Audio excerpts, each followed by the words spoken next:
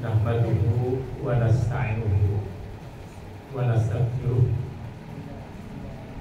wa na'udzu billahi min syururi anfusina wa min sayyiati a'malina may yahdihillahu fahuwal muhtadi wa may yudlil falan tajida lahu waliyyan mursyida. Nusalli wa nusallim ala rasulil karim wa ala alihi wa sahbihi wa man tabi'ahum bi ihsanin ila yaumiddin. Asyhadu an la ilaha illallah wahdahu la syarika lah wa asyhadu anna Muhammadan abduhu wa rasuluh la nabiyya wa la rasula ba'da amma ba'd. Uhyikum bi tahiyatil Islam tahiyatan mubarakah. Assalamualaikum warahmatullahi wabarakatuh.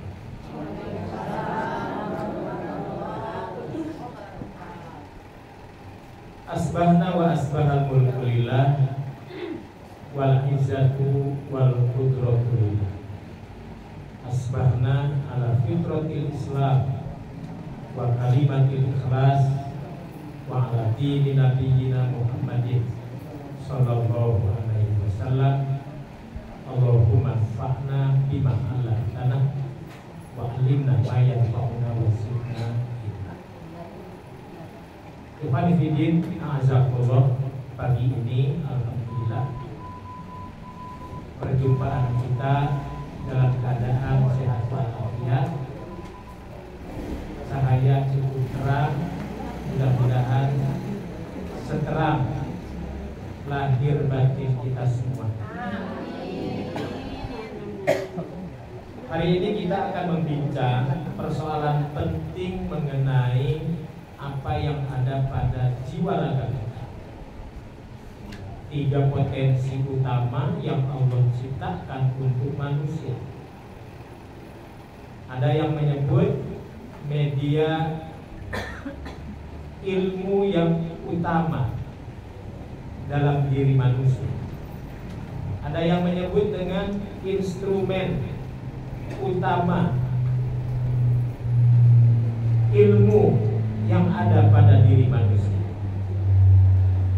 Mau disebut instrumen, mau disebut media, ya sah-sah saja. Mungkin lebih gampangnya instrumen. Instrumen ilmu yang Allah anugerahkan untuk manusia. Yang pertama pendengaran, yang kedua penglihatan, dan apalah artinya pendengaran dan penglihatan kalau tidak diwadahi pada tempat yang sangat luar biasa dahsyatnya, sangat luar biasa utamanya.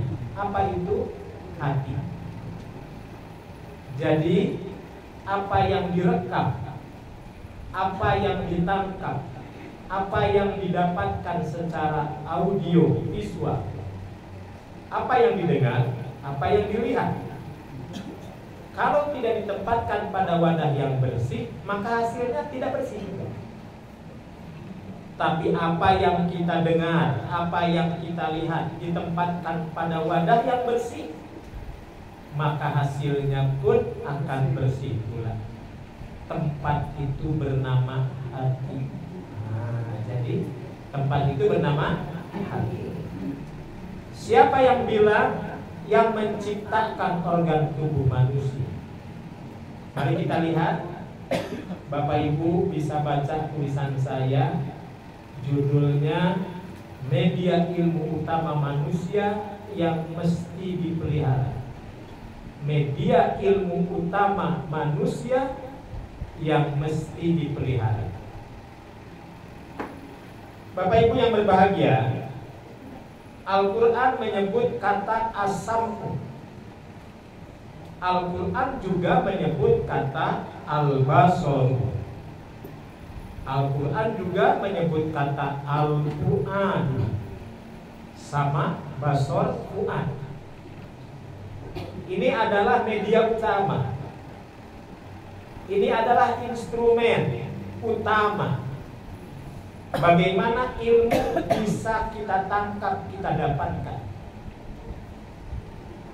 Karena itu salah-salahnya kita menempatkan pendengaran dan penglihatan pada wadah yang salah, pada wadah yang keliru, pada wadah yang kurang bersih atau tidak bersih, bukan menjadi ilmu itu sebagai problem solver, bukan sebagai pembuat solusi, tetapi yang terjadi adalah sebagai trouble maker, pembuat masalah.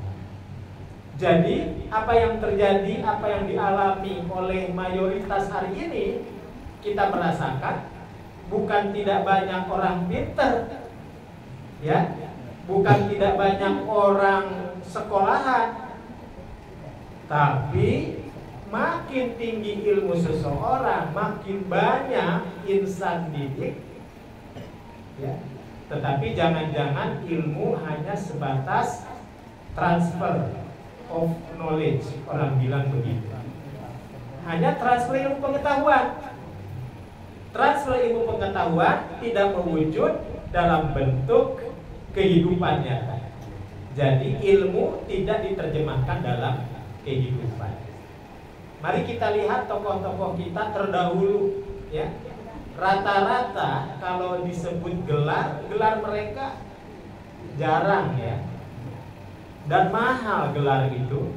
Beda dengan sekarang, gelar itu diobral.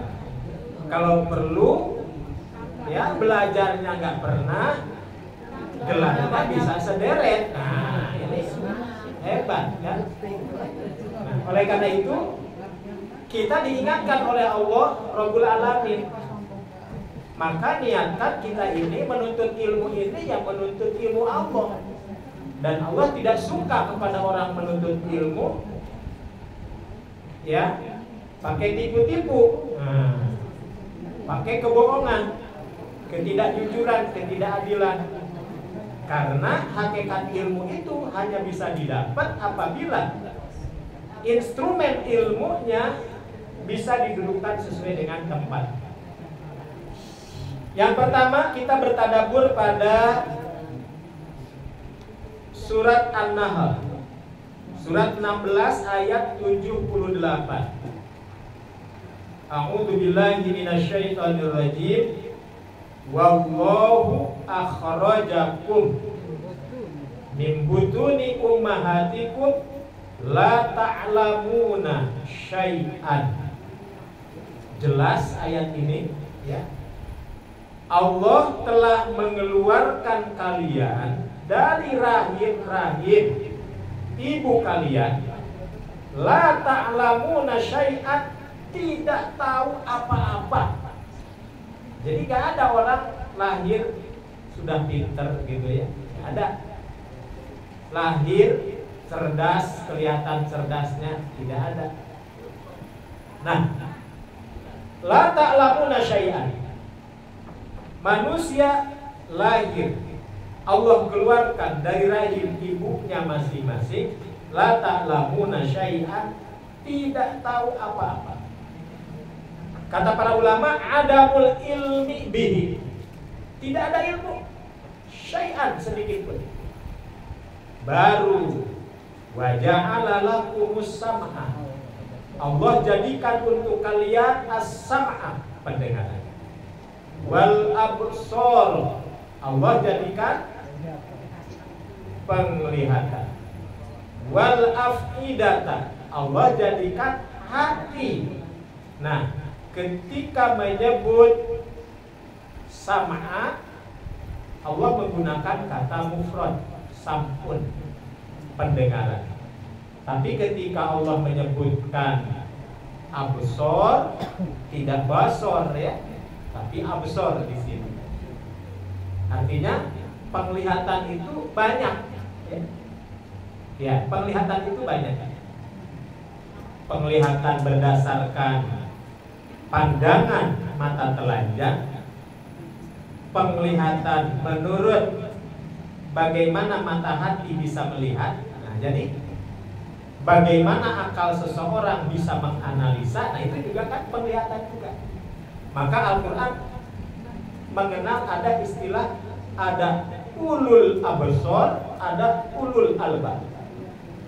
Jadi kalau ulul absor, nah itu penglihatannya menurut mata batin seseorang. Hati yang melihat, hati yang mampu menerka.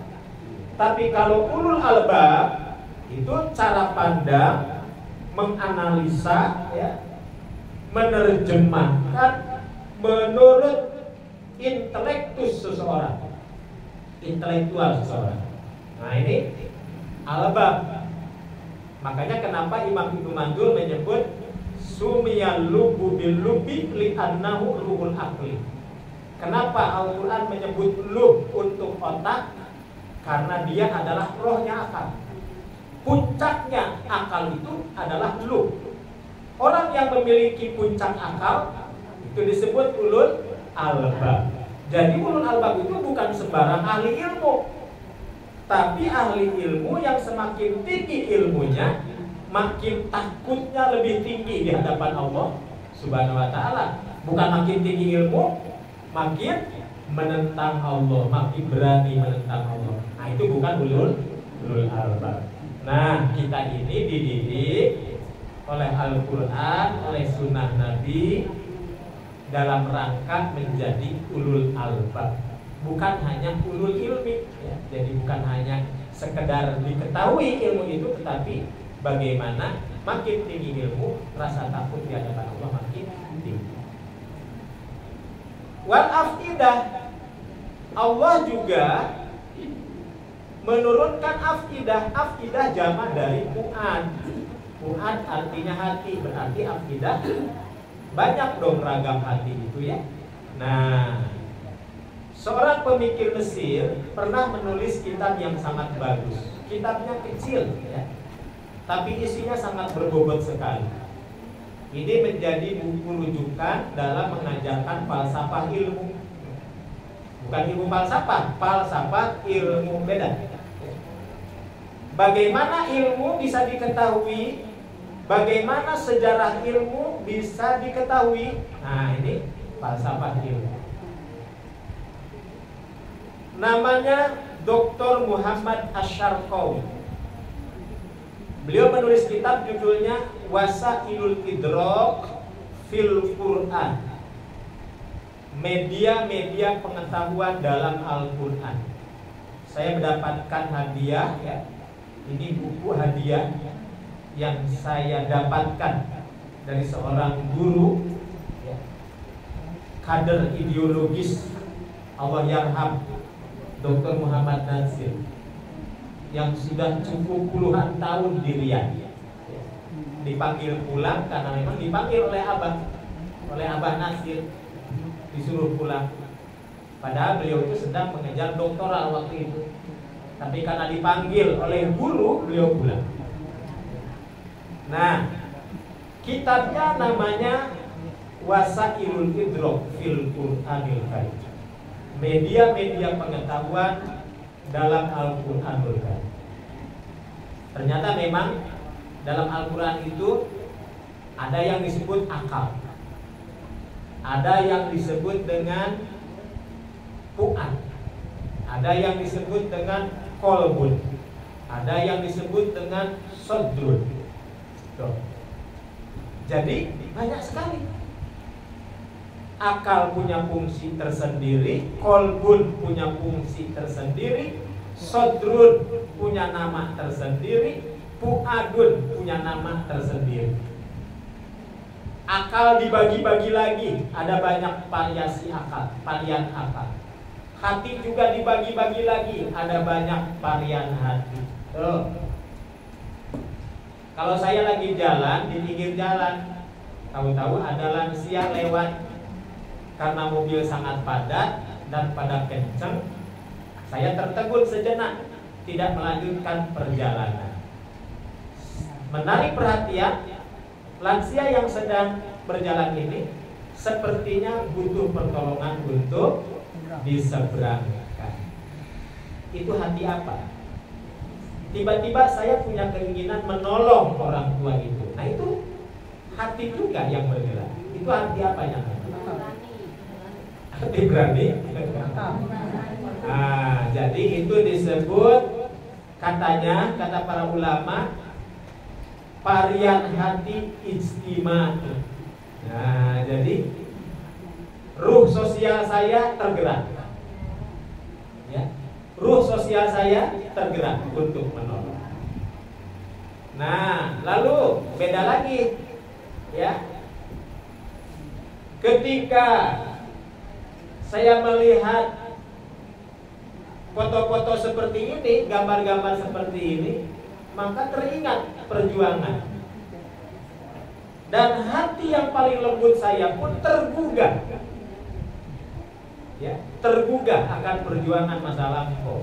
Nah, ketergugahan hati untuk mengenang masa lampau itu apa? Disebut apa? Beda lagi. Namanya latifun. Ya. Jangan di bahasa Betawi kan ya, jadi latife. Latifun. Nah, jadi latifun. Varian hati di mana dia bisa tergugah kapanpun untuk mengenang apa yang dilihatnya, apa yang pernah dijalaninya pada masa lampau. Latifun. Kadang kita merasakan hati kita ini tidak ajeb, ya, mau-mauan. Kadang iya, kadang tidak. Ya, ngaji jangan, ngaji jangan, ngaji jangan, jangan. Ngaji jangan, ngaji jangan, ngaji. Jangan ngaji. Nah, hati kita kadang bolak-balik, tergantung dorongan. Ini ada hubungan dengan sabda Nabi Shallallahu Alaihi Wasallam, al-imanu yazidu wa yanqus, yazidu bil iman wa yanqus bil ma'asi. Bertambah karena iman, berkurang karena kemaksiatan. Maju jangan, ngaji jangan. Nah itu kolbun dikatakan kolbun karena memang keadaannya bolak-balik. Nah itu disebut kolbun. Hati-hati juga kolbun. Tapi ketika Bapak Ibu ditanya di mana posisi hati berada, nunjuknya kemana? Ke kepala apa ke dada? Ke dada. Apa kamu gak punya otak? Kemana nunjuknya? Ke kepala, bukan ke dada. Tapi ketika menyebut kelapangan hati, kemana? Ke dada. Maka hati disebut sodrun. Sodrun artinya dada. Tuh. Jadi kadang hati disebut sodrun, kadang disebut kolbun, kadang disebut puadun. Nah, puad apa itu puad? Paling dalam. Ya, hati terdalam. Apa itu? Kita menyebutnya nurani. Ya. Ada lagi nih, setiap makhluk yang namanya manusia punya keinginan. Keinginan nafsu yang Allah anugerahkan. Kalau nafsu itu dikendalikan oleh agama bisa lurus. Kalau tidak dibimbing agama bisa liar. Tapi tetap ya namanya hati. Nah, ketika ketertambatan seseorang, ketika ketertarikan seseorang lawan jenis contohnya, nama hati berubah lagi, namanya sirrun. Ibu-ibu menyebutnya ser. Nah, gitu ya. Bapak Ibu menyebutnya apa? Ser. Aslinya itu sirrun. Hati yang paling rahasia. Kalau orang tahu, malu. Nah, dia merasa malu. Kalau diketahui orang, dia merasa malu. Walaupun pada akhirnya ya tidak malu lagi, gitu ya. Diungkapkan. Jadi ketika masih rahasia, nah itu disebut sirrun. Hati juga memiliki daya tangkap yang sangat luar biasa ketika merespon sesuatu yang membuat jiwa ini bergerak berani berjuang, berani berkorban. Nah, itu yang disebut dengan ghirah. Iya, itu yang disebut dengan ghirah. Siapa di antara Bapak Ibu yang pernah membaca tulisan karya Hamka judulnya ghirah? Ada tidak? Belum ya? Nah, itu bagus sekali ya. Kalau anak-anak kita ya, para pelajar membaca buku karya Buya Hamka judulnya ghirah. Ghirah kepada amal soleh ya. Gelora jiwa tertuju pada amal soleh jadi ghirah. Tapi ghirah kalau dilihat lagi kitab-kitab kamus, ghirah suami kepada istri, istri kepada suami, atau rasa tidak ingin ditinggalkan pasangan. Nah, itu ghirah juga ya, ghirah juga. Maka ghirah bisa bermakna dalam kitab-kitab kamus cemburu. Nah, jadi ghirah itu bisa arti cemburu. Ghirah juga bisa menjadi makna yang biasa kita sebut gairah. Gairah bekerja, gairah semangat ya. Nah, itu jadi kalau ditulis dalam bahasa Arab ghirah. Berarti benar kata Allah. Allah mengeluarkan kalian dari rahim ibu kalian asalnya tidak tahu apa-apa. Lalu Allah ciptakan pendengaran, Allah ciptakan penglihatan. Keduanya merupakan instrumen pertama dan utama manusia dalam mengetahui pengetahuan. Tapi apalah arti dari keduanya kalau wadahnya kotor? Hati yang kotor tidak bisa melahirkan kesimpulan yang baik. Nah, maka para ulama sangat menjaga hati. 3 organ penting yang telah menjadi potensi dasar manusia atau yang disebut dengan al-toqoh al-insaniyah. Mulai dari fungsi ketajaman pendengaran, fungsi ketajaman penglihatan, dan fungsi ketajaman hati seseorang, semua itu menjadi media pembuka ilmu pengetahuan. Oleh karena itu, Syekh Abdurrahman Nasir Sa'di. Siapa Syekh Abdurrahman Nasir Sa'di? Syekh Abdurrahman Nasir Sa'di, beliau adalah ulama besar abad ini yang menulis kitab tafsir Taisir Karimir Rahman. Taisir Karimir Rahman min tafsiri kalamil mannan. Kitab ini sangat populer belakangan dan banyak dikaji, dirujuk oleh para penuntut ilmu. Beliau seorang ulama yang lahir di kota Unaiza. Beliau sudah wafat tahun 1376 Hijri ya. Komentar beliau, khossah hadhil a'dha as-salata li sarafiha wa fadli wa li annaha miftahun li kulli ilmin. Jadi Masya Allah, beliau mengatakan Allah menyebutkan secara khusus 3 anggota tubuh manusia ini, pendengaran, penglihatan, dan hati, lisarofiha wa fadliha, karena keutamaan dan kemuliaannya. Wali annaha miftahun likulli ilmin, karena sesungguhnya ketiganya itu merupakan kunci semua ilmu. Fala yasilu li abdi ilmin, fala yasilu lil abdi ilmun illa min ahadi hadihil abwab as-salata. Ilmu tidak nyampe kecuali ditempuh dengan media yang tiga itu. Mata kita terganggu, ilmu jadi nggak kebaca. Telinga kita terhambat, ilmu jadi tidak bisa didengar. Penglihatan normal, pendengaran juga normal, tapi hati kotor, apa ilmu bisa masuk? Nah, jadi ini luar biasa sekali ya.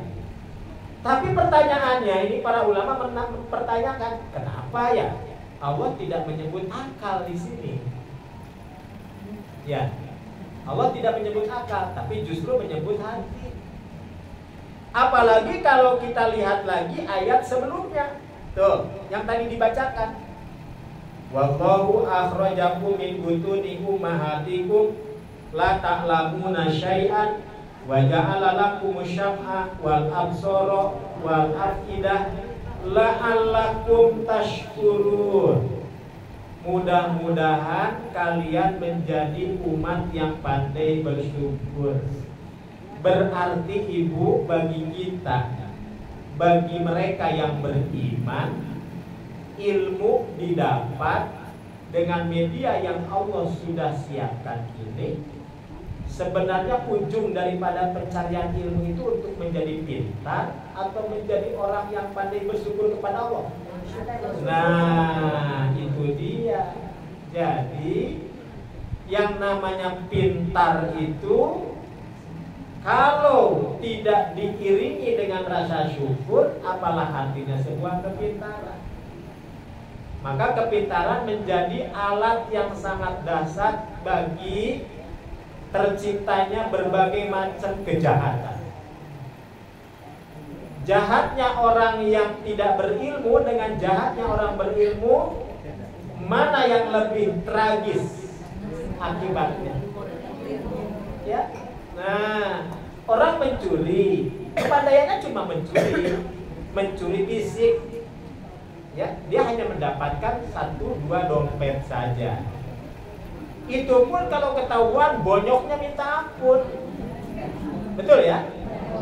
Tapi kalau yang memiliki ilmu bagaimana cara membobol rekening sebuah bank, mulai dari mengatur bagaimana cara menyelamatkan diri supaya tidak dijerat hukum.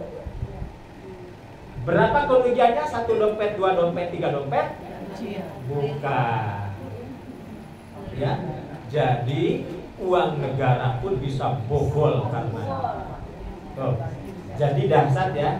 Nah, jadi dahsyat. Karena itu ini menjadi sangat penting untuk sama-sama kita perhatikan.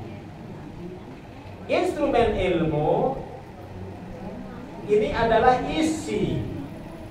Apa yang kita lihat itu adalah isinya ilmu. Apa yang kita dengar itu adalah isinya ilmu, materinya ilmu. Ketika ditempatkan pada wadah yang kotor, maka tidak akan menjadi solusi. Tapi ketika ditempatkan pada wadah yang bersih, yakni hatinya bersih, maka akan melahirkan sesuatu yang bersih pula.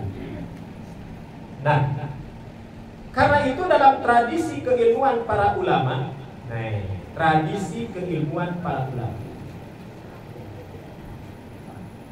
3 organ tubuh manusia disebut-sebut lagi oleh Allah Azza wa Jalla pada suratul Isra, surat 17 ayat 36.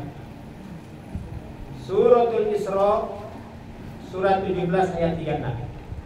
A'udzu billahi minasyaitonir rajim. Wala taqfu ma laisa laka bihi ilmun. Innas sam'a wal basara wal fuada kullu ulaika kana anhu mas'ula. Tuh. Maka tradisi para ulama dengan menukil ayat ini, dan janganlah kamu mengikuti apa yang kamu tidak mempunyai pengetahuan tentangnya. Sesungguhnya pendengaran, penglihatan, dan hati semuanya akan diminta pertanggunggan jawabnya. Tuh. Jadi profesor ini akan diminta pertanggunggan jawabnya. Doktor itu akan diminta pertanggungjawabannya. Magister itu akan diminta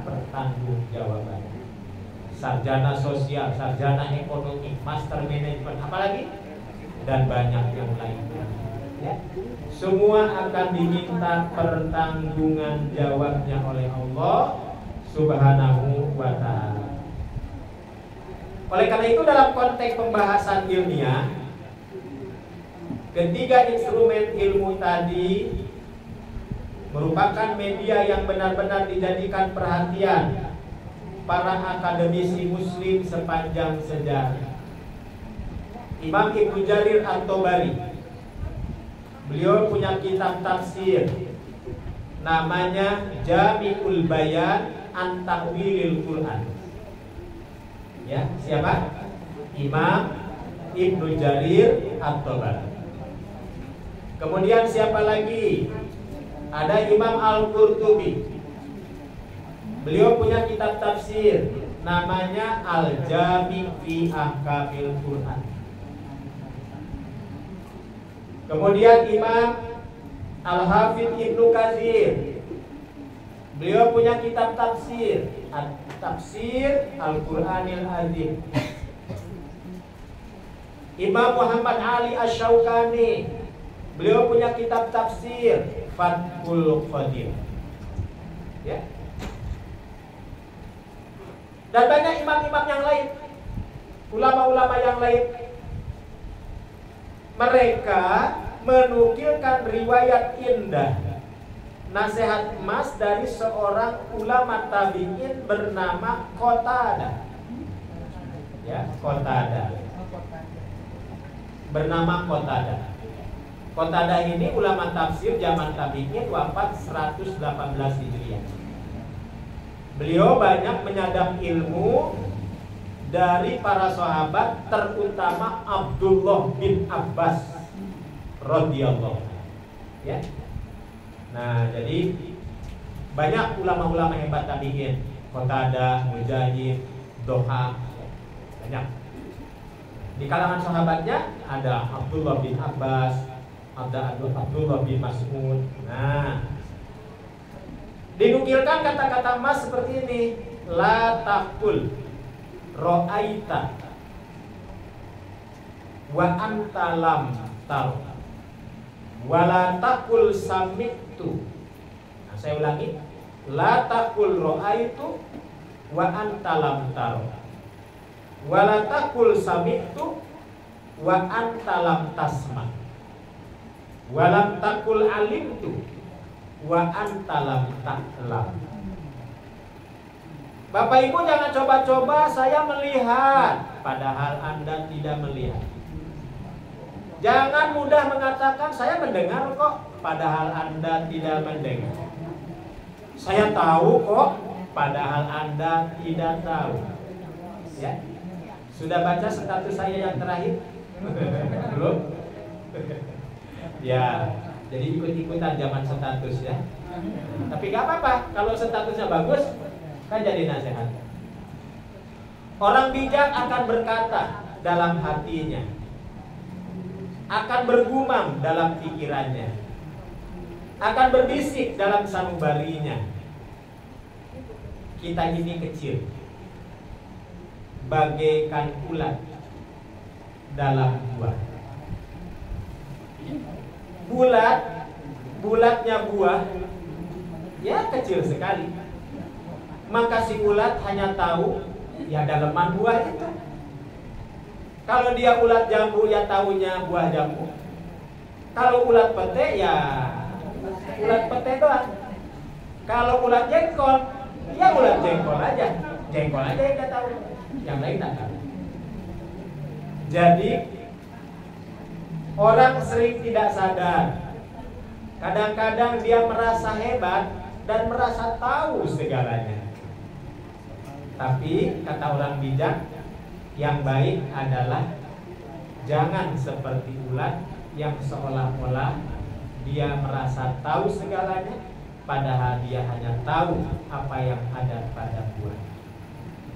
Nah, oleh karena itu, ini sesuatu yang sangat menarik untuk sama-sama kita renungkan, bahwa disiplin ilmu seseorang dengan media yang Allah telah sediakan berupa pendengaran, penglihatan yang ditempatkan pada hati yang benar, hati yang bersih, maka akan melahirkan temuan-temuan yang baik dan bermanfaat bagi manusia. Namun sebaliknya, apabila pendengaran, penglihatan tidak ditempatkan dengan baik dan tempatnya salah dan tidak bersih, maka yang terjadi adalah kesalahan, penyimpangan, ketidakbenaran. Sungguh Rabbul Alamin Maha Kuasa atas segala yang diciptakannya. Tidak ada sesuatu yang menjadi kehendaknya, melainkan ada fungsi dan peran yang direncanakan. 3 media pembuka ilmu yang diberikan kepada manusia adalah salah satu dari keajaibannya. Memelihara dan menjaganya di dunia, serta mempertanggungjawabkan ketiganya kelak di hari akhir, merupakan kewajiban umat manusia. Belajarlah baik untuk mendengar, sebagaimana kita belajar baik dalam berkata-kata. Belajarlah baik untuk melihat, sebagaimana kita belajar baik dalam merasa. Dan belajarlah baik untuk merasa, sebagaimana kita belajar baik dalam menginginkan segala. Wa ma yadzakaru illa ulul albab. Saya punya guru dulu, namanya Ki Haji Aceh Zakaria. Pernah kenal? Beliau banyak sekali buku-buku yang ditulisnya. Padahal beliau tidak pernah studi di Arab, tidak pernah ke Mesir, tidak pernah ke Saudi, tidak pernah ke negeri sana. Murid-muridnya berceceran, ada yang di Mesir, ada yang di Arab, ada yang di Eropa. Beliau dengan kesederhanaannya terus menulis sampai akhir hayatnya menulis, maka lahirlah tidak kurang 150 buku yang ditulisnya dan mendapatkan penghargaan, ya, penghargaan pujian, ya, penghargaan pujian. Gak sekolah tapi tulisannya banyak dan berbobot. Bobot tulisannya tidak kalah sama orang-orang sekolah. Nah, satu hal yang penting dari beliau mengatakan, jadilah orang yang pandai merasa, jangan merasa pandai. Nah, itu aja. Jadilah orang yang pandai merasa, jangan merasa pandai. Ini luar biasa sekali, ya. Mudah-mudahan ini hikmah yang besar untuk sama-sama kita tadaburi. Waktu kita masih panjang, alhamdulillah. Saya tidak menjadi masbuk hari ini dan sudah berkali-kali hadir, tidak masbuk, alhamdulillah. Diskusi kita insya Allah lebih panjang, ya, lebih panjang sampai akhir kajian kita ini. Kami persilahkan kepada Bapak Ibu untuk mengkritisi apa yang disampaikan tadi. Semoga Allah Subhanahu wa Ta'ala senantiasa memberikan kita semua ilmu yang bermanfaat, hati yang lapang dalam menerima apa yang menjadi kita perintah Allah Subhanahu wa Ta'ala. Aku qouli hadza wa astaghfirullah li wa lakum. Wassalamualaikum warahmatullahi wabarakatuh.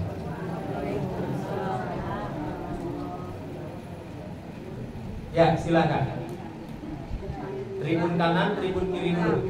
Nah, tengah-tengah dulu. Yahya bin Ka'fir menyatakan bahwa tidak mungkin orang bisa menuntut ilmu dengan baik dengan jiwa atau dengan badan yang santai. Itu bagaimana? Ya. Yahya bin Ka'ab. Kasir. Ya. Yahya bin Kasir. Oh, Yahya bin Abi Katsir. Itu Yahya bin Abi Katsir itu ulama tabi'in, ya. Tidak ada seorang manusia untuk mendapatkan ilmu itu dengan cara leha-leha, ya, dengan cara santai, ya, dengan cara santai. Ilmu itu diburu dengan penuh antusiasme Dan itu bukan hanya Yahya bin Abi Katsir yang ngomong begitu. Ya. Sejak zaman Luqmanul Hakim, nasihatnya begitu. Ya. Luqmanul Hakim, tahu Luqmanul Hakim Ibu?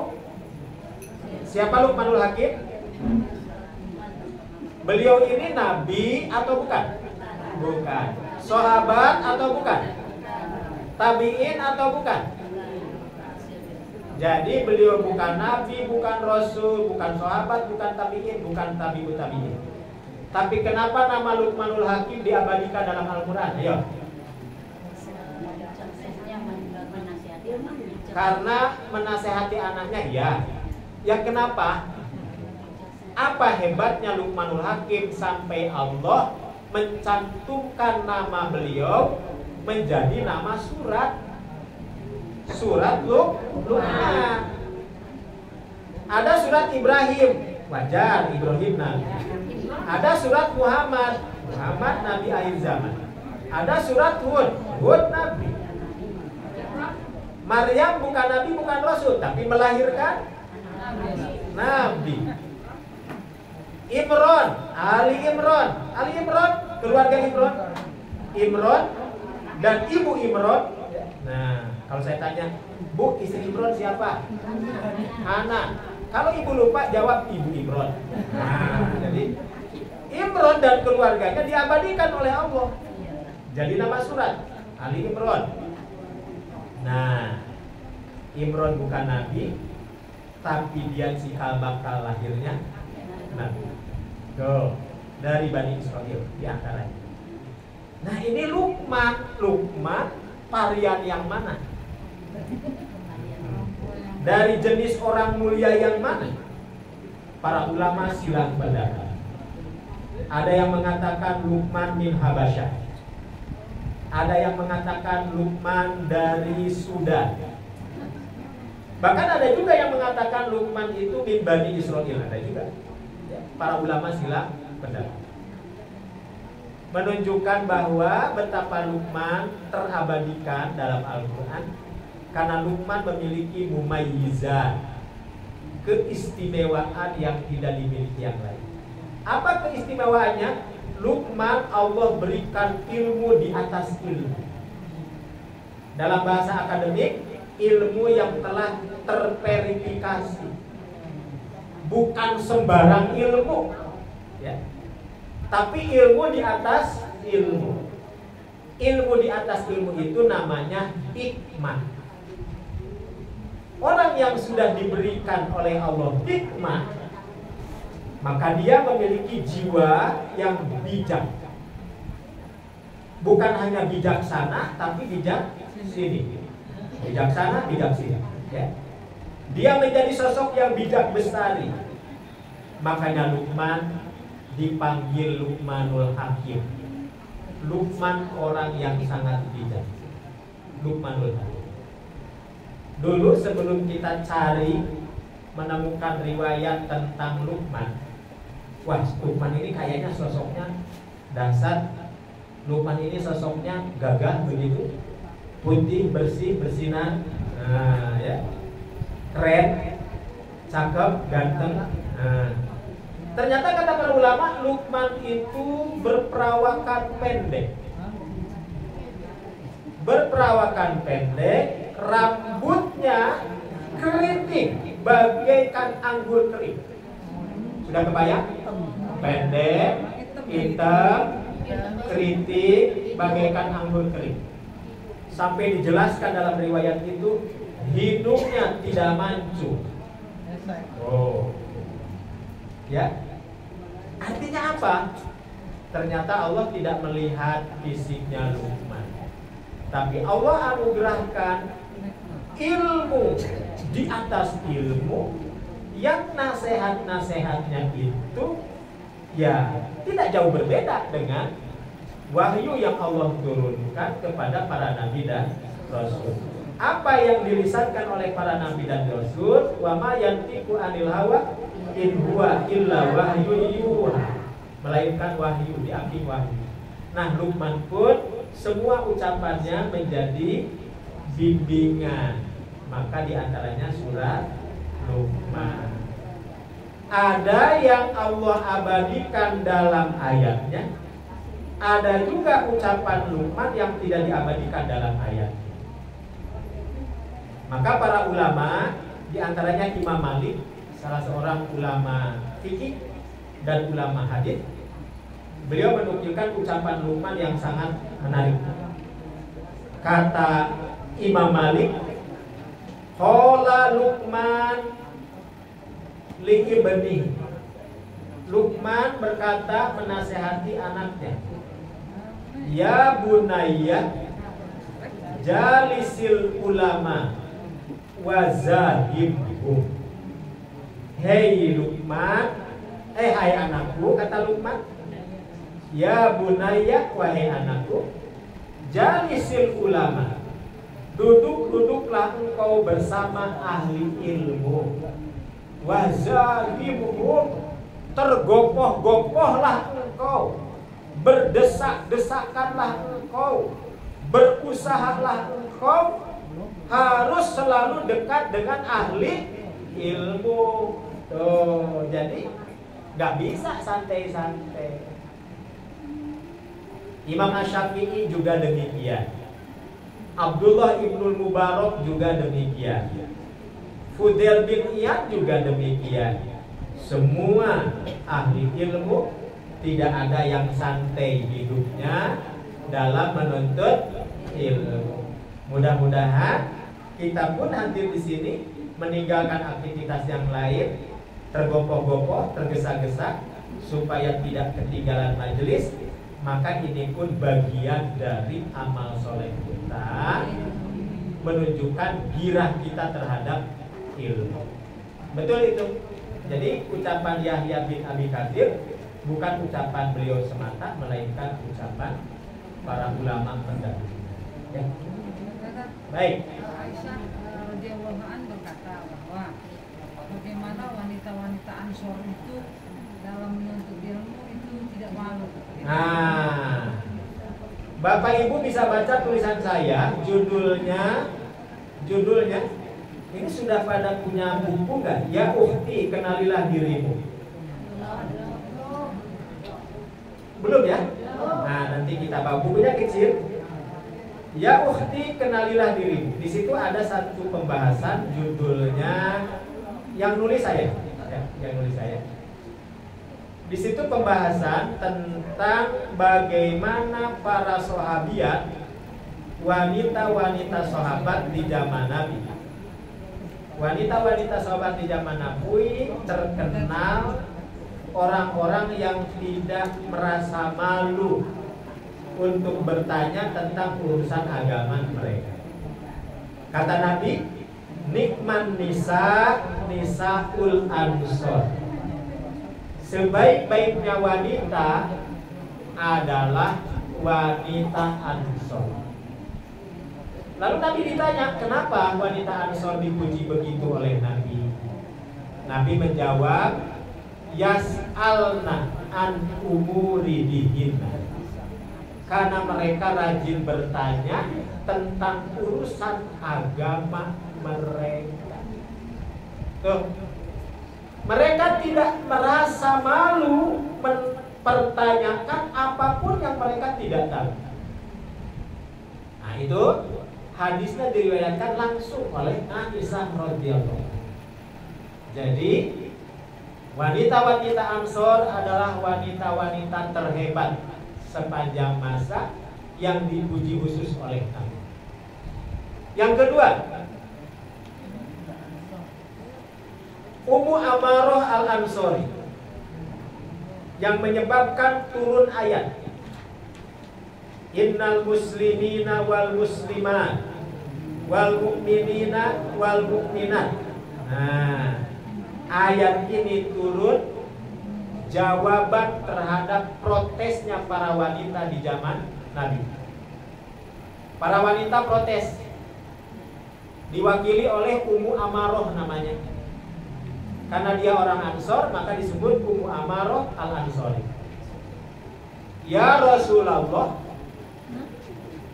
wahai Rasul, Kenapa Al-Quran bicara banyak tentang laki-laki? Ya, ar-rijalu qawwamuna 'ala nisa. Kenapa Rasulullah Shallallahu Alaihi Wasallam menyeru jihad untuk kaum laki-laki? Ya. Kenapa semua hal-hal yang sifatnya pahala dan mengandung kemuliaan yang sangat besar,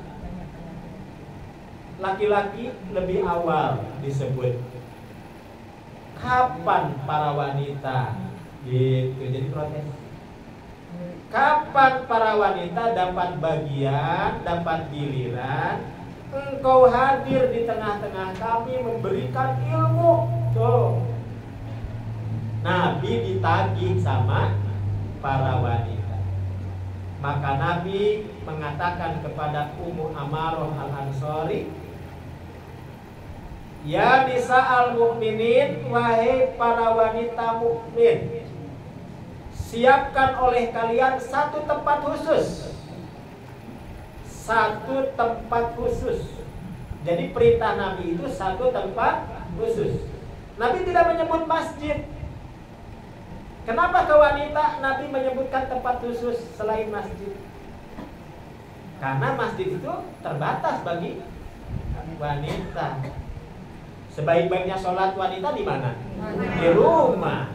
Karena Nabi itu sedang berhadapan dengan wanita, beliau tidak menyebutkan keutamaan masjid, tapi beliau mengatakan kepada para wanita, siapkan oleh kalian satu tempat khusus bagi wanita. Nah, maka itu disebut Baitun Nisa. Baitun Nisa. Ya, rumah para wanita. Jadi Nabi meminta kepada sahabiat, siapkan di mana, di tempat mana. Ya, kalau sekarang di tempat ini contohnya. Baitun Nisa. Baitun Nisa. Rumah di mana para wanita berkumpul di situ. Maka mereka pun bertanya kepada Nabi tanpa rasa malu untuk dijelaskan tentang hukum-hukum. Nah, ini bisa dilihat dalam tulisan saya terkait dengan ahkamun nisa. Pentingnya belajar fiqhun nisa judulnya. Pentingnya belajar fiqhun nisa. Ternyata para wanita di zaman Nabi protes ya, secara khusus kepada Nabi agar dibuatkan majelis khusus para wanita. Nah, jadi emang ini menunjukkan bahwa gairah para wanita di zaman Nabi tidak kalah hebat dengan para sahabat ridwanullah alaihim ajmain. Maka Aisyah punya keilmuan tersendiri. Lalu sahabat yang lain punya keilmuan tersendiri. Bahkan ada di antara mereka wanita-wanita pemberani ya, yang sulit untuk dicegah untuk tidak ikut ke medan laga. Ya. Sampai-sampai Nabi pernah mengetahui ada seorang wanita yang menyelipkan belati. Oleh Nabi ketahuan dari jauh. Nah, ini si ibu kenapa nih kerual-keriwal gitu ya? Membawa sesuatu diumpetin begitu. Namanya Ummu Milhan. Maka ditanya oleh Nabi, wahai Ummi Milhan, Anda sedang apa itu, sibuk banget gitu? Nah, ketahuan ternyata beliau menyembunyikan senjatanya ketika para sahabat bersiap diri untuk berperang. Kan oleh Nabi dibatasi itu. Kalau ibu-ibunya seperti itu, bagaimana dengan anak-anak mereka? Anak-anak mereka pun tidak ketinggalan. Ada di antara mereka yang bela-belain pura-pura jadi orang dewasa. Kata Nabi, siapa yang mau berperang silahkan ikut berbaris. Berbaris. Ada beberapa anak kecil ikut baris sambil berjinjit. Kebayang Bu? Sambil jinjit gitu. Pengen diabsen oleh Nabi. Ketika dia berjinjit kelihatan oleh Nabi, bocah, kenapa? Ada apa? Pengen ikut berperang. Kata Nabi, kamu masih punya ibu? punya, pulanglah nak, berbuat baiklah kepada ibumu. Nah ini juga saya lukiskan dalam tulisan saya. Judulnya Bu, bagaimana para sahabat mampu mengubarkan semangat jihad ya kepada keturunannya. Seperti apa Rasulullah mengubarkan semangat kepada keturunannya. Ini diambil dari sebuah kitab yang sangat bagus, karya Syekh Sayyid Muhammad Nuh namanya ya. Syekh Sayyid Muhammad Nuh menulis kitab khusus tentang Ghursul Jihad fi ahdi sahabah ridwanullah alaihim ajmain. Bagaimana para sahabat menggelorakan semangat perjuangan ya di masanya. Nah, ini salah satunya adalah diterapkan. Ada barisan ibu-ibu, ada barisan bocah-bocah. Nih, bocah-bocah di zaman Nabi. Ada bocah-bocah, nanti detailnya bisa dibaca ya. Salah satunya Al-Afro ya. Nanya kepada Sa'ad bin Abi Waqqas, paman Sa'ad. Paman, kata orang-orang Abu Jahal itu jahat. Tolong dong paman, tunjukkan yang mana mukanya Abu Jahal. Nah, ini bocahnya bocah Betawi kayaknya ya. Jadi paman tunjukkan yang mana mukanya Abu Jahal. Sampai begitu. Nah, ini diterangkan oleh Sayyid Muhammad Nuh. Maka si paman ini menunjukkan, no itu yang namanya Abu Jahal itu yang mana gitu. Itu tanpa diketahui oleh orang dewasa, dua anak ini melesat bagaikan anak panah keluar dari busurnya. Ngapain? Memukul Abu Jahal. Nah, sampai begitu ya populernya kedegilan Abu Jahal. Nampaknya ya ini juga direkap oleh para ulama di dalam kitab-kitab. Kembali ke soal tadi pembahasan kita. Ini termasuk giroh. Dan giroh itu bagian yang tak terpisahkan dari apa yang Allah anugerahkan, yakni pu'an tadi. Ya. Silakan yang lain.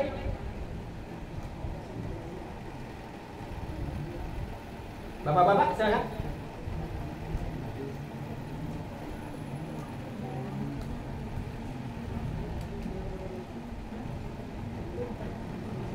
Batasan bahwa wanita Ansor tidak malu, dan ada hadis bahwa malu itu pada kebaikan, itu batasannya mana itu, bahwa sebagian dari iman malu yang di satu sisi malu itu bagian dari iman, di sisi lain dalam bab ilmu gak ada kata malu, ya kan? Hadis yang menyebutkan malu bagian dari iman itu sifatnya khobariyah. Apa itu khobariyah? Informatif. Nabi menyebutkan al-imanu bid'un wa sab'una subbatan. Al-imanu bid'un wa sab'una subbatan. Bapak Ibu, kata Nabi, yang namanya iman itu bercabang-cabang. Dan cabang iman itu kurang lebih 70 cabang. Ya. Iman itu kurang lebih 70 cabang. Itu riwayat pertama. Riwayat kedua menyebutkan al-imanu bid'un wasittuna subbatan. Iman itu bercabang-cabang. Di antaranya 60 cabang iman. Mana yang benar? 60 apa 70? Dua-duanya hadisnya sahih. Karena dua-duanya hadisnya sahih, maka kesimpulannya cabang iman itu antara 67. Wal haya'u minal iman. Dan malu bagian cabang dari iman. Awwaluha qaulu la ilaha illallah. Tuh. Yang paling pertama, cabang pertama iman adalah ucapan la ilaha illallah. Itu cabang iman pertama. Kemudian yang paling rendah apa? Nah, yang paling rendah adalah imatatul adha anit thariq, membuang hambatan duri di jalanan. Lihat jarum di jalanan takut orang kecugak, ambil, buang, itu iman. Ada besi malang takut orang kena ban, dibuang, dipinggirkan, itu iman. Ada pohon menghalangi ke jalan, dipinggirkan, itu iman. Bagaimana dengan polisi tidur? Itu hukum tersendiri, ya. Ya, itu hukum tersendiri polisi tidur. Ya. Jadi itu iman. Membuang duri di jalanan itu juga iman. Iman yang paling rendah. Wa adnaha imatatul adha anit thariq. Tapi Nabi menyebutkan wal haya'u minal iman. Malu bagian dari iman. Malu yang mana? Malu dibagi lagi oleh para ulama. Tuh. Ada malu yang sifatnya tobi'i. Tobi'i. Orang bilang tabeat. Diterjemahkan karakter. Manusia itu diciptakan oleh Allah dengan malunya juga. Makanya Allah ciptakan manusia, ada titik-titik malu dalam diri manusia. Malu dalam bahasa Arab disebut al-aru, al-aurah. Itu malu. Makanya sesuatu yang malu apabila dilihat orang disebut aurat. Jadi arti aurat itu apa? Malu. Titik malu. Jadi aurat itu dalam bahasa Arab diterjemahkan jadi titik malu. Sesuatu yang dinilai itu adalah titik malu, aurat. Ya. Saya tidak tahu kenapa ada penyakit namanya asam urat, bukan asam aurat, bukan. Asam urat kalau itu ya. Nah, jadi Ibu, ini sifatnya tobi'i, bawaan. Memang Allah ciptakan secara tobi'i. Adapun malu yang sifatnya malu untuk tidak melakukan kejahatan, malu untuk tidak melakukan kemaksiatan, itu sifatnya muktasabah. Malu yang muktasabah, malu yang harus diupayakan. Nah, malu yang harus diupayakan. Ada malu yang sangat dilarang, apa? Menuntut ilmu. Malu saya. Nah, kalau untuk ilmu tidak ada malu. Untuk bertanya tentang ilmu, maka malu tidak berlaku. Siapa di antara para sahabat yang paling malu? Utsman bin Affan. Utsman bin Affan. Karena malunya sangat tinggi, maka Utsman hatinya pun sangat, dikatakan bukan rapuh, apa istilahnya? Mudah tersentuh. Itu Luqman. Sensitifnya tinggi itu. Maka akhir hidup Luqmanul Hakim, akhir hidup Utsman bin Affan. Ibu baca tulisan saya tentang sejarah Utsman ya. Ini dahsyat sekali dengan kesabarannya dan penuh husnuzonnya. Padahal yang beliau husnuzon itu pemberontak.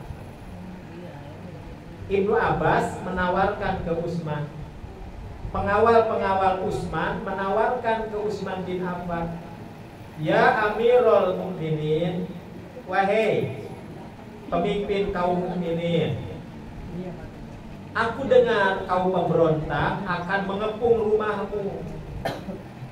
Anda dalam bahaya, Tuan. Sebaiknya Tuan menghindar. Dan kami hadir di sini untuk membela Tuan. Jangan sampai Tuan terluka dan binasa. Apa kata Utsman? Wahai para sahabat, pulanglah. Allah masih melindungi. Sebaiknya kalian pulang. Pulang para sahabat. Karena Utsman kekeh gak mau dijaga. Husnudzonnya sangat tinggi kepada Allah. Sampai-sampai Imam Ibnu Qayyim nulis kitab judulnya Husnudzon Billah. Nah, Utsman bin Affan ini yang mengamalkan husnudzon itu secara total. Akhirnya dia gelar sajadah, sholat, ambil mushaf, dia membaca Quran berkali-kali di atas sajadah. Maka tiba waktunya para pemberontak datang.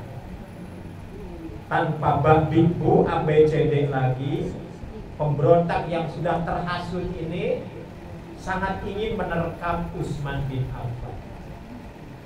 Utsman pun dipukul pakai pedang. Utsman sadar pemberontak sudah tiba, para pengawal sudah pada pulang. Karena Utsman tadi husnudzon. Utsman mencoba melawan, dia tangkis dengan tangan kanan. Pedangnya ini menebas tangan kanan. Ditangkis lagi dengan tangan kirinya, patah lagi tangan. Dan mereka pun rame-rame memenggal Utsman. Ketika Utsman mau ditusuk dari perut sampai tembus ke punggung. Istrinya mendengar, gitu ya. Istrinya mendengar, lalu istrinya melarang para pemberontak untuk menyayat Utsman. Dipeluklah suaminya itu karena pemberontak sudah gelap mata dan sudah termakan api fitnah bahwa Utsman melakukan kecurangan dan lain sebagainya. Maka tombak yang sudah diayun pun tidak bisa ditarik lagi. Maka istri dan Utsman pun disateinya oleh pemberontak. Jadi tembus, berniat menusuk Utsman, dipeluk istrinya, istrinya kena tusuk, parat sampai Utsman. Bagaimana peristiwa ini tidak menjadi peristiwa terdahsyat sepanjang sejarah yang sisa-sisanya ini masih sampai hari ini masih terasa. Apa itu? Terjadinya banyak sekte-sekte dalam panggung sejarah. Ya. Nah, dari situ diantaranya pro-proan. Ini siapa sih yang membunuh Utsman? Mulai saling curiga, mulai hasud, mulai hati kotor, mulai pikiran liar. Akhirnya kemana-mana. Siapa musuh, siapa kawan, siapa lawan semakin tidak jelas. Maka Imam Ibnu Sirin mengabadikan peristiwa ini dalam konteks ilmiah. Lam yakunu yas'aluna anil isnad. Lam yakunu yas'aluna anil isnad. Falamma waqa'atil fitnatu sammu lana rijalah. Sejak terjadinya fitnah ini, orang juga harus hati-hati mendapatkan berita. Maka mulailah disortir berita. Ini datang dari Nabi, ini datang dari sahabat, ini datang dari orang yang berlebih-lebihan mengagung-agungkan ini. Harus dicari siapa pembawa beritanya. Kalau orang pembawa berita terlibat dalam fitnah, jangan diterima beritanya. Kalau memang orang ini lurus, bersih dari keterlibatan fitnah, maka diterima beritanya. Tuh, hikmahnya ada, lahirnya ilmu mustalahul hadis. Tapi bukan berarti setuju dengan pembunuhan itu, bukan begitu cara menyimpulkannya. Artinya selalu ada hikmah dari kejadian yang terjadi.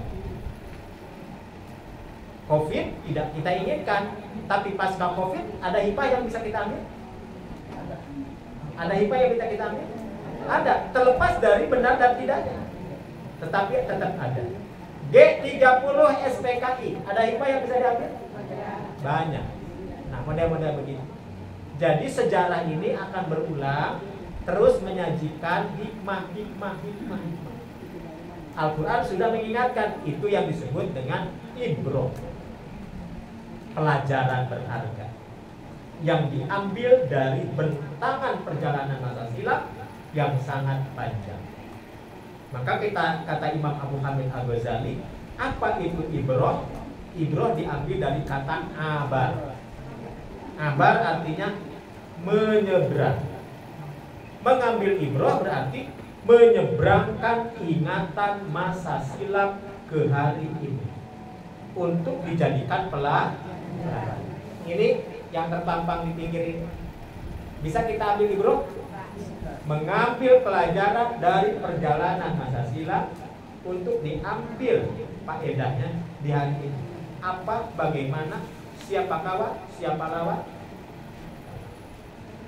Nah, jadi di situ pentingnya kolaborasi, kesenyawaan antara pandangan, penglihatan, dan hati. Adapun akal pikiran itu tersendiri ternyata. Akal pikiran tersendiri. Karena orang kafir punya akal, Orang beriman punya akal, Tapi itu kalau dikendalikan oleh hati, Masya Allah, hasilnya sangat luar biasa. Mudah-mudahan hati kita ini hati yang betul-betul berfungsi, yang mampu menetralisir semua gerak tubuh. Maka Abu Hurairah menyebutnya Amirul Badan, panglimanya dan jauh jiwa raga itu adalah Amirul Badan. Baik, masih ada?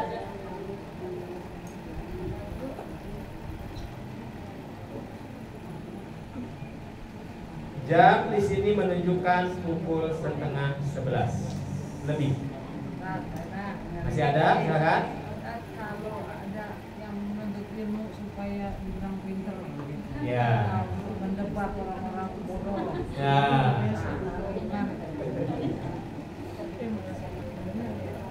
Pinter itu kenyataan atau pengakuan? Kenyataan. Pinter itu pernyataan atau pengakuan? Pengakuan siapa? Orang lain kepada dirinya? Bukan, kepada orang lain. Jadi bukan pengakuan diri pinter itu. Pinter itu adalah bagaimana seseorang menilai pihak yang dia orang pintar, dia orang alim. Boleh mengatakan begitu?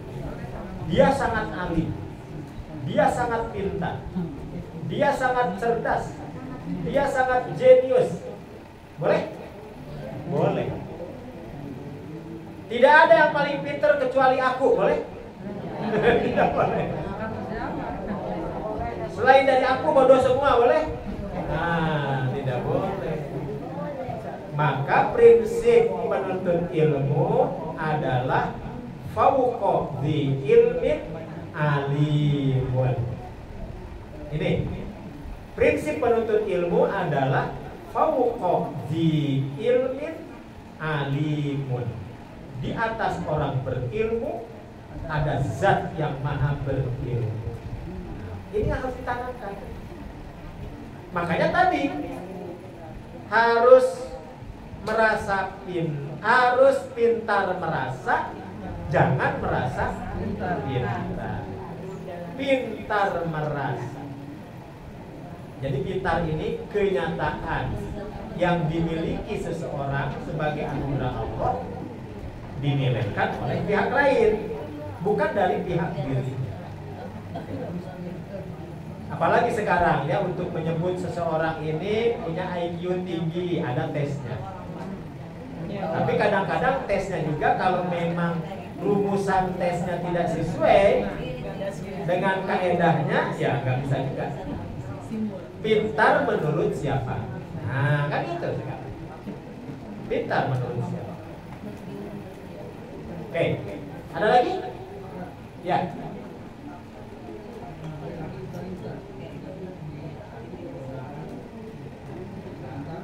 Ya, hati. Ya.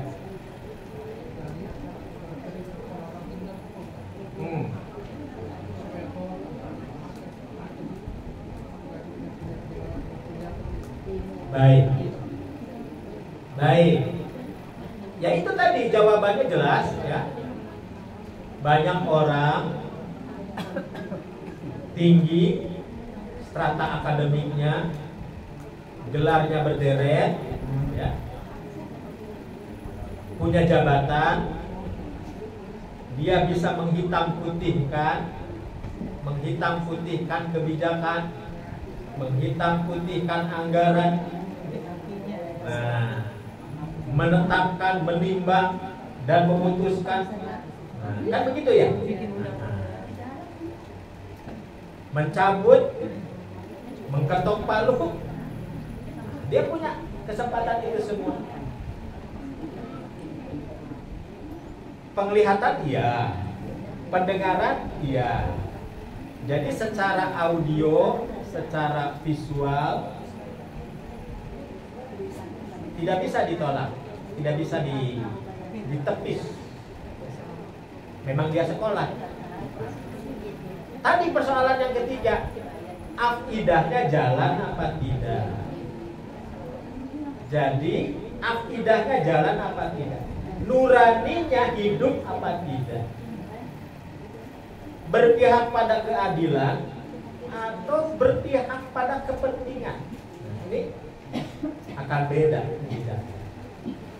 Nah, oleh karena itu tentu kita harus berkaca kepada para pemimpin terdahulu. Bung Hatta sebagai wakil presiden di zaman. Bung Hatta bukan ulama, tapi Bung Hatta seorang akademisi andal.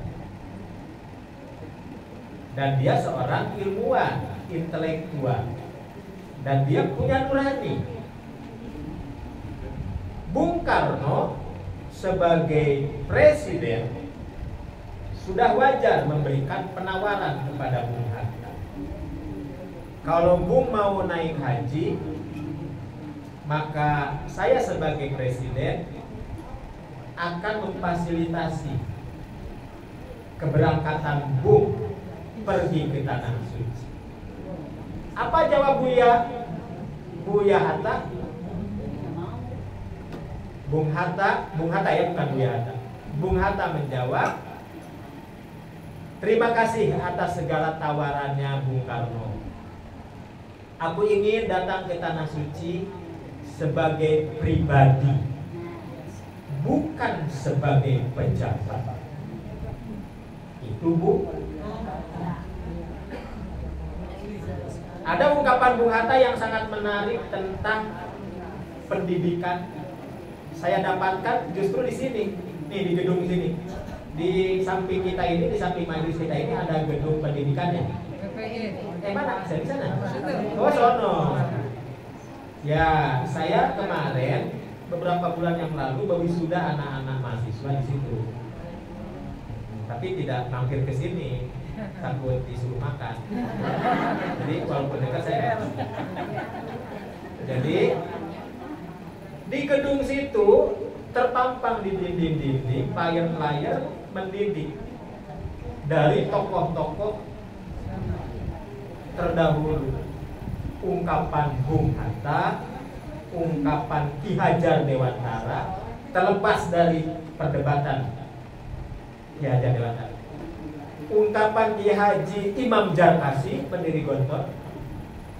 Ungkapan para tokoh-tokoh Islam, Ahmad Dahlan, Hasyim Asy'ari, Dipampang di situ.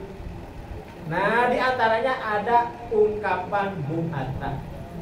Tapi tidak mengenai haji, mengenai ilmu pengetahuan. Kata beliau, yang namanya cerdas bisa diupayakan. Yang namanya pintar bisa diikhtiar. Tapi yang namanya beradab, Susah. itu tidak mudah. Mencetak orang menjadi beradab itu tidak. Tapi mencetak orang jadi pinter, hebat ya? Nah, ditunjukkan oleh pribadi dia. Wajar dia berangkat menunaikan ibadah haji dengan fasilitas negara, wajar? Wajar. Wajar. Tapi itu loh jawabannya. Saya ingin menghadap Tuhanku di tanah suci atas nama pribadi, bukan atas nama pejabat negara. Kalau ditafsirkan, disarah, ini bisa berjilid-jilid. Nah, itu Bu. Begitu ya, Pak Haji? Masih ada? Ya.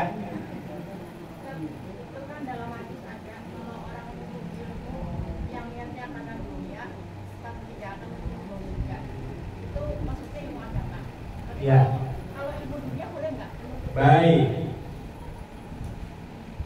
Ibu bisa baca tulisan saya, pokoknya sudah saya tulis. Jadi hakikat ilmu judulnya. Jadi hakikat ilmu. Islam itu ternyata tidak pernah membeda-bedakan antara ilmu dunia dengan ilmu akhirat. Karena dua-duanya itu adalah ilmu Allah. Jadi ilmu itu dua-duanya datang dari Allah.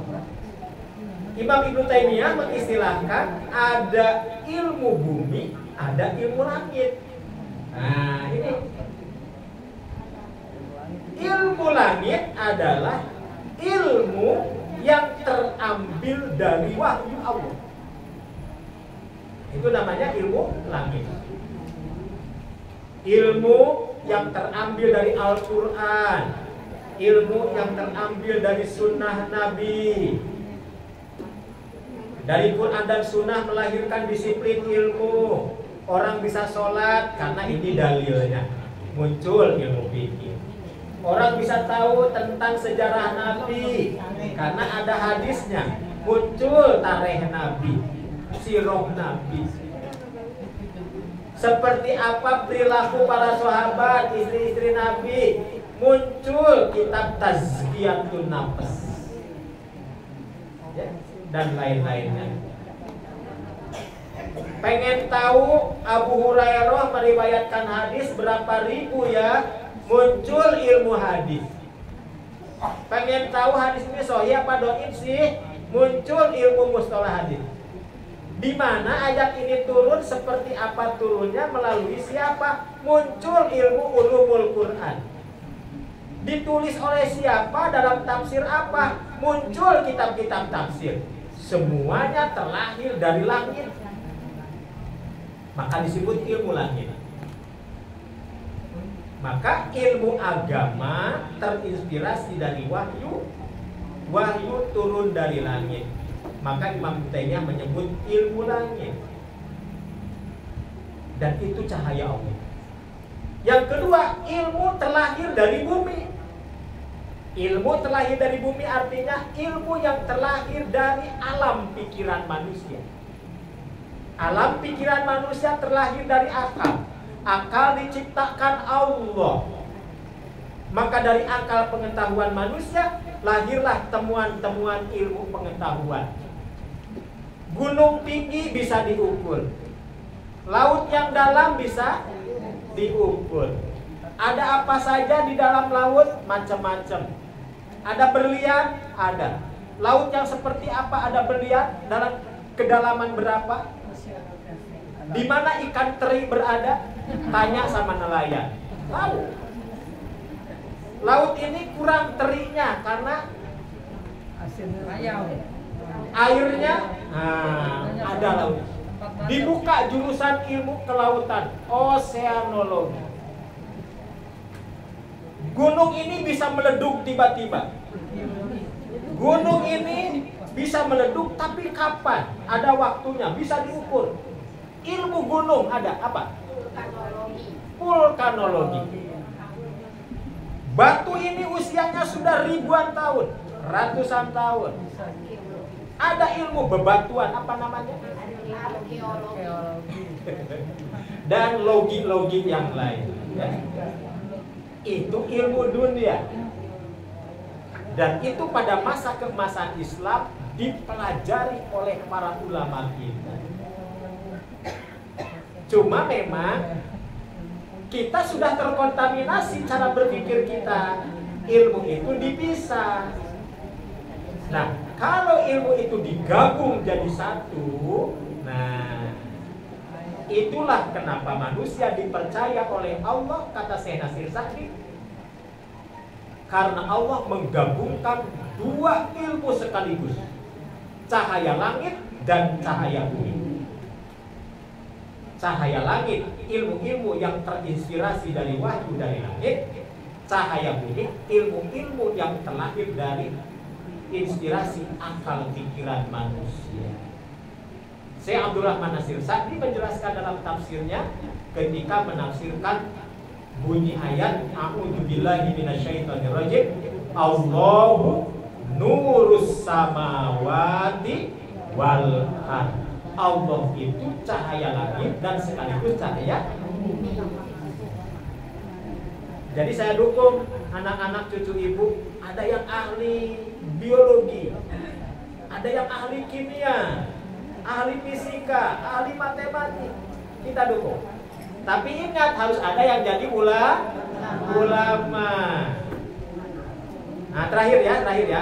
Terakhir, pendiri Gontor beramanat kepada anak cucunya. Ini pendiri Gontor dulu. Kata beliau, bercita-citalah kalian jadi ulama. Kalau kalian tidak mampu mewujudkannya, berdoalah kalian kepada Allah agar ada di antara anggota keluarga kalian satu saja yang jadi ulama. Kakaknya jadi astronot,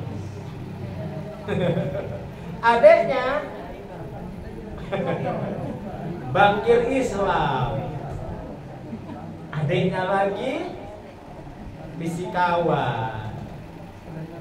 Nah, harus ada yang jadi mutafaqih fiddin. Ada satu yang menggali agama. Ini bukan kaul Nabi, tapi harapan seorang orang tua yang ingin membesarkan lembaga pendidikannya. Jangan sampai anak cucu tidak ada yang melanjutkan. Sampai begitu. Saya pikir nasihat ini bisa diterima, ya. Adapun bisa mewujudkan atau tidak itu terpulang kepada masing-masing kita. Saya yakin ibu-ibu punya keinginan untuk hal itu, ya. Terima kasih. Aku qouli hadza wa astaghfirullah li wa lakum. Wassalamualaikum warahmatullahi wabarakatuh.